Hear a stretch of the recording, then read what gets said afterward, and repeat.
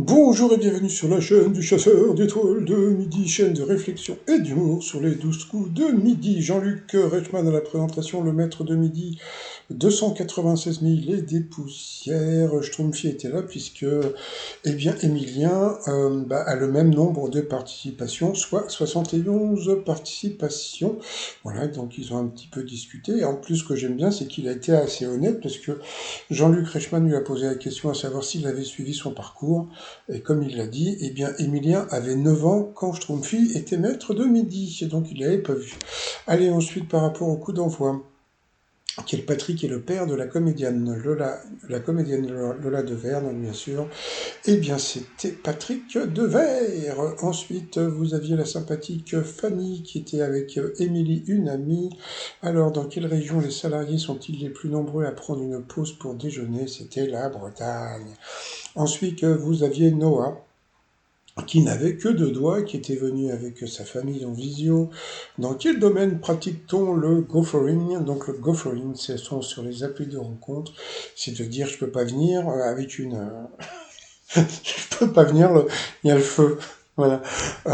Ensuite, vous aviez, je sais pas, voilà. Il n'y avait pas mis son nom, en plus il y avait des accompagnants derrière, ils en ont même pas parlé, ils en avaient rien à foutre. À qui doit-on le titre entraînant pleurer de joie? C'était Louis Albi. Alors tu te dis, putain, mais qui c'est ce Louis Albi? Eh ben c'était le Louis de la Starac. Ah bon, il s'appelait Albi. Donc voilà. Ensuite, qu'est-ce que nous avons eu dans l'expression du capitaine Haddock, mille sabords, à quoi le sabord fait-il référence? Eh bien ça, il le savait. Qu'est-ce qu'il est fort, franchement. Eh bien c'était une ouverture dans la coque. Eh ben moi, je savais pas. Quel objet doit sa couleur à l'empereur autrichien Maximilien Ier? Eh bien c'était la boîte aux lettres. Et pour Noël, il y a une réplique originale du Mannequin Peace à Poitiers parce que la ville a autrefois été bien, la capitale de la Belgique, à Poitiers. C'est n'importe quoi. Mais bon, pourquoi pas. Donc, sur cette mauvaise réponse, eh bien, Noah est passé au rouge. Qui dit rouge dit duel. Il a pris Monsieur Rouge en duel, qu'ils n'ont pas voulu mettre son prénom en duel, qui est tombé sur une question pas évidente. Dans quelle ville se déroulait le château qui était la résidence favorite de Napoléon Ier? Alors, ils ont posé la question à Émilien. Émilien a dit Fontainebleau. Bon. Ils ont posé la question à Schtroumpfi qui a dit Ruelle Malmaison. Ça semblait un peu plus facile, puisque bon, on sait bien qu'il y avait la Malmaison, sauf que bah, c'était Saint-Cloud, tout le monde l'a eu dans l'os. Ben voilà, donc Émilien aurait été éliminé, sauf que bon, comme vous le savez, il n'aurait jamais eu ce genre de questions. Ensuite, Noah, Emilien et Fanny sont retrouvés pour le coup par coup. Madame Bovary, la mauvaise réponse, son mari était médecin et pas pharmacien. Toujours pour Noah. Quelle proposition est le titre d'un succès de la chanson française? La mauvaise réponse, eh bien, c'était à court de rêve, et là, c'est le maître de midi qui s'est planté. Et ensuite, qui est un grand nom du sport italien? La mauvaise réponse, eh bien, c'est assez étonnant parce que eh bien, eh bien, Gabriella Sabatini. Il y a beaucoup de gens qui pensent qu'elle était italienne et pas du tout. Elle était argentine. Ensuite, quelle proposition désigne un animal dont le nom commence par un C? La mauvaise réponse, c'est le maître de midi qui l'a donné. Comment ça? Oui, il a donné la mauvaise réponse. Donc ça veut dire qu'il est passé au rouge. Regardez la tête qu'il fait. Oui, oui, il est passé au rouge. Et qui dit rouge dit duel. Et là, qu'est-ce qu'ils ont fait? Ils ont envoyé la pub. Alors là, franchement, ils ont même pas dit qui il allait prendre. Bon, c'est pas grave. De toute façon, pour la pub pour la pub. Allez, comme c'est la pub, allez, vous allez faire un tour sur mon site trotsmignon.com. Vous allez sûrement trouver un cadeau pour Noël. Allez, retour de pub. Alors, quelle question va-t-elle avoir? Eh bien, je vais vous dire un truc, c'est que si j'avais été pris en duel, eh ben, j'aurais éliminé le maître de midi, puisque la question était en 1855 à la table de l'empereur Napoléon III. En quelle matière étaient les couverts réservés aux invités les plus prestigieux? Alors, vous aviez l'or, l'argent, l'ivoire et l'aluminium. Qu'est-ce qu'il dit toujours le clo-clo? Le clo-clo, il dit toujours, quand il y a un duel comme ça, il faut prendre le truc qui paraît complètement débile. Et le truc qui paraissait complètement débile, c'était l'aluminium, puisque c'est ce qu'on a dans nos tables actuellement. Et donc, qu'est-ce qu'elle a dit, la dame? Eh ben, elle est partie sur l'or. Ça semblait une évidence pour certaines personnes. Comme on peut voir, regardez, Jessica, elle était en PLS, voilà, elle était super mal. Et puis quand elle a entendu que c'était pas la bonne réponse, elle a commencé à aller mieux. Emilien était un peu plus content, donc c'était bien sûr l'aluminium. Le clo-clo, il avait raison, j'aurais éliminé le maître de midi, mais bon, c'est pas grave.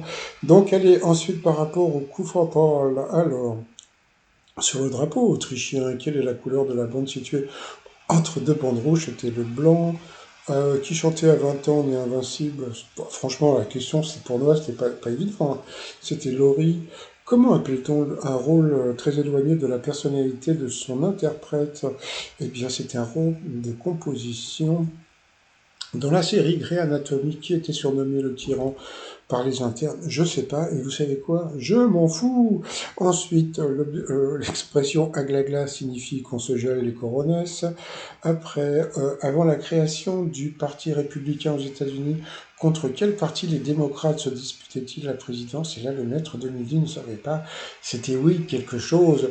Donc, oh là là, et pourtant, il est étudiant en histoire, et normalement, il devrait le savoir. Mais après, il a dit, ah oui, je sais, ah bah oui, c'est trop tard.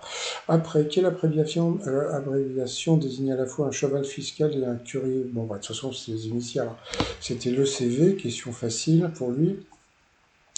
Qui a réalisé le film Retour vers le futur en 85, Zemeckis? Il a dit Spielberg, c'était pas ça. Quelle discipline artistique a permis à Diane Arbus de se faire un nom? Bah, quand tu t'appelles Arbus, t'es dans l'aviation. Bah non, pas du tout, c'est la photographie.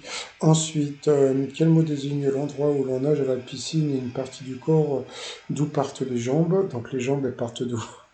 Elle vient du bassin, c'était le bassin. Par ordre alphabétique, quels chiffres ont en commun les 10 premiers départements français? Bah, ça semblait évident, c'était le 0, 1, 0, 1, 0, 2, c'est le mec qui va se faire 0,2 jusqu'à 10. Quelle discipline artistique a fait la renommée de Luca Cranach? Je sais pas.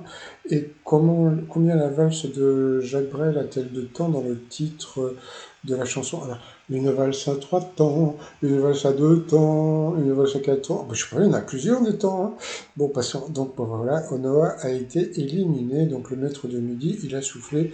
Oh là là, il a eu chaud. Il a eu chaud, Mimiche. Oh là là, qu'est-ce qu'il a eu chaud. Voilà. Donc après, bon, bah voilà, comme lui aussi était un peu en PLS.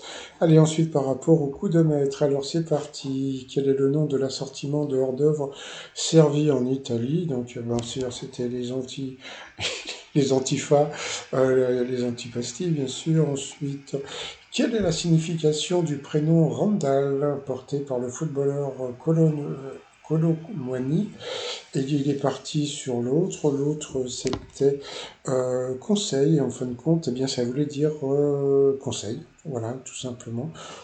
Alors, Joss Randall, c'était Joss conseil. Bon, je sais pas. Ensuite, quel réseau social a changé de nom et de logo pour devenir X? C'était Twitter. Facile. Et ensuite, quelle est la couleur du pantalon d'Astérix? C'était rouge. Voilà. Et quel surnom Louis XVIII donna-t-il à l'Assemblée en 1815? Ça, c'était une question, on va dire, une question dure pour nous, pauvres mortels. Mais comme lui, il est étudiant en histoire, ben, il le savait. Et c'était la chambre introuvable. Donc, bon, il a quand même gagné 2000 balles. Ça lui fait 1000 balles dans la poche.